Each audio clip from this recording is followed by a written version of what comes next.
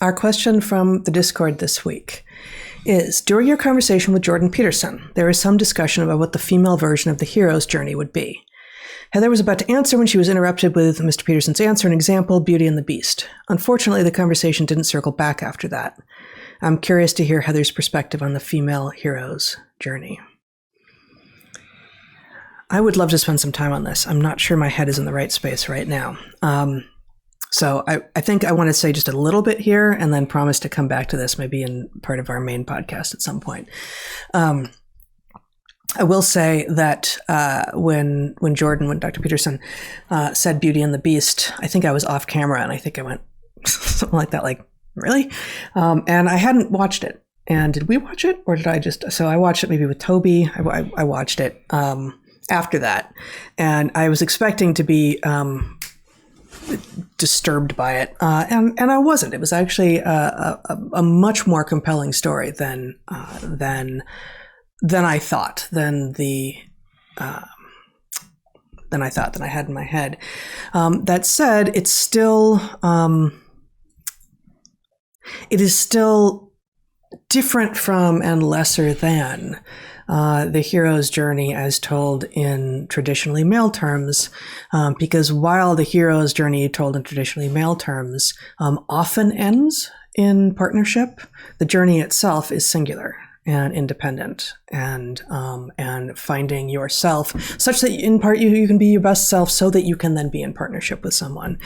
And while there was some of that in the framing of whatever the beauty character's name is in Beauty and the Beast, it still feels largely in service of partnership.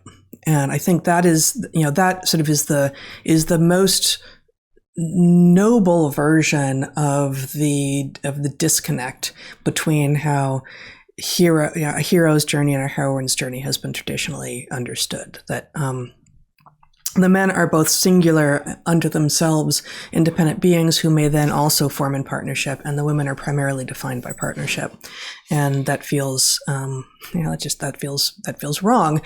And obviously, there's historical reason for it, but we deserve, and many women live something in which in any awesome partnership there are three entities.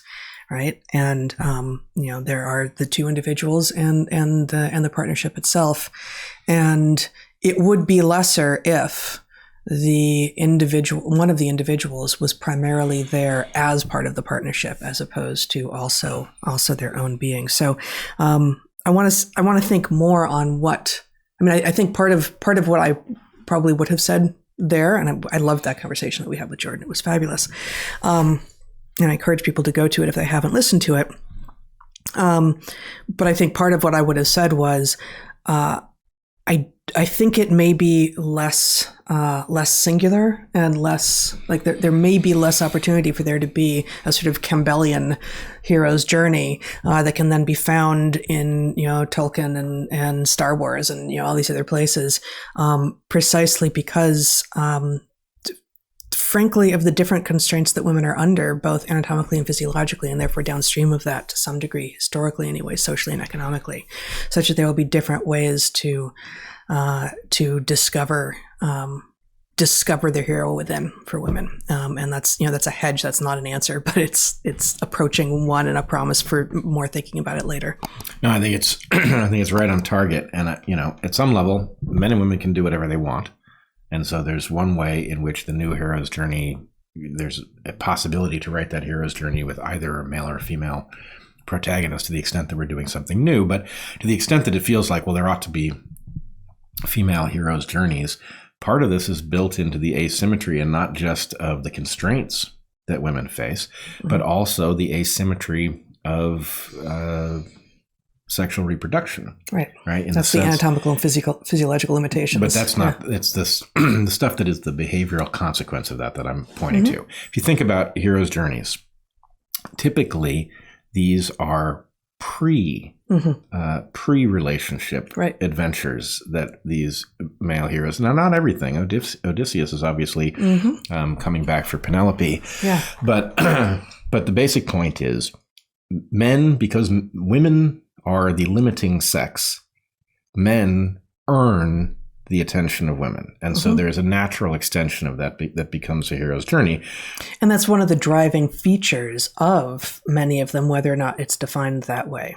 And that's something for which there is not going to be a symmetry. Right. And the point is, it's not really, I think all of these stories are going to need updates because there are modern circumstances just simply aren't a good analog for those circumstances for which those stories were written.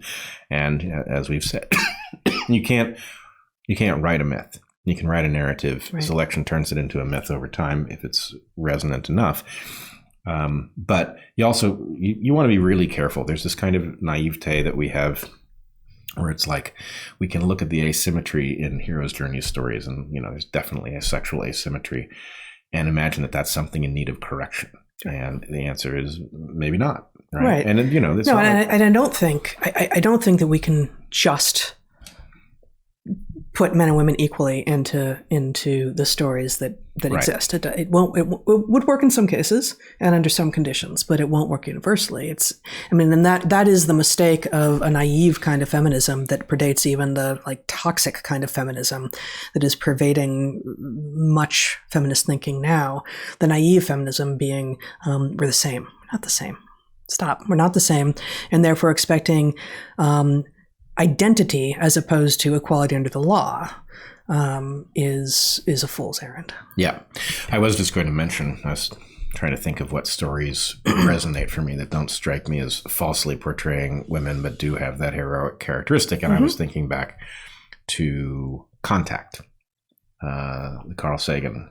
Yeah, I'm just trying to think of, I know it's Carl Sagan, but I'm going to have to. Jodie Foster in the movie, essentially is the hero scientist who figures out what's going on, and it results in our contact with this advanced alien race. But yeah, there's nothing sexed in any of that. Right. Inherently. Well, I mean, she's a very female character, right? It's not a neutered character. But there's nothing about her discovery. There's nothing about the journey. The narrative has her as a woman, but it could have equally been done, and it would have looked a little bit different if that character had been male. Yep. And there will be cases, presumably it will be harder to find the cases where a male character could have been drawn as female, because those will be more likely to, be from a little longer back, in which all the expectations of not just the responsibilities, but largely the social perks that come along with being male will be just sort of baked into the story. And so it would just be silly. It would be absurd to say oh, it could be a woman. It's not given that he acted with the, with the understanding that there was, going to be a dinner waiting back home for him, and, whenever it was. Right. But Darwin couldn't have been a woman, right? He could now if he decided that. He could now, but obviously it's a no. That's not what I meant. No.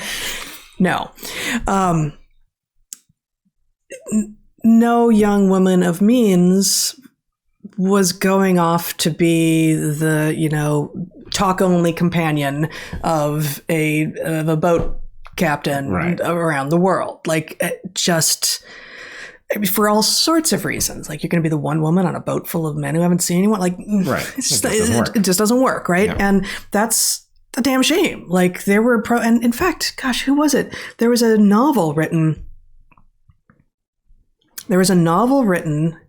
About a woman in a botanist woman in the UK who it is imagined was sort of co-discovering along with Darwin and Wallace the natural selection, and she does some exploring, but of course can't do much. And I can't.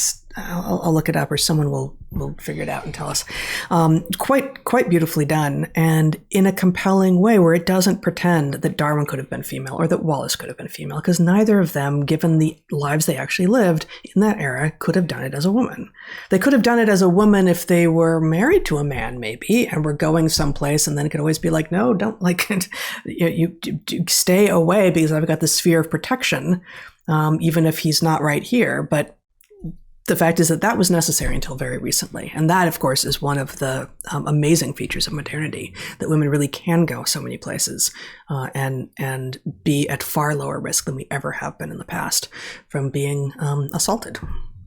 I would just add, finally, I thought there were some there were some missteps, of course, and some will say that the entire last season was a misstep, but Game of Thrones actually... But you and I don't think that. I don't think that. I think it was good, although we'll come back to it some other time maybe, but there were some very good heroic female characters in that. Arya Stark, Brienne of Tarth, even arguably Sansa Stark in the end, who does not start out heroic at all. And then there's of course Daenerys Targaryen, who does not end up a hero in the end. But anyway, there were some stuff in there that She's got her some agency. She did have her some agency. There was some stuff in there that wasn't terribly well done, but there was also some stuff that was really well done, and I think it does provide a kind of blueprint. It is sort of like a modern Fellowship of the Ring kind of phenomenon. Yeah, absolutely. So just to wrap this up, I figured out it's Elizabeth Gilbert who's most famous for writing Eat, Pray, Love, which I've never read, and I know takes a lot of crap for I don't even know what because I haven't read it. But she wrote, I think, after she became very famous for writing that and for being portrayed by some famous actress who I can't remember in the movie version. The Signature of All Things is this novel, a fictionalization of the discovery of natural selection by Darwin, Wallace, and this imaginary female botanist in the UK. And it's terrific for those of you who are interested in, I don't know what such things would be here, but such things.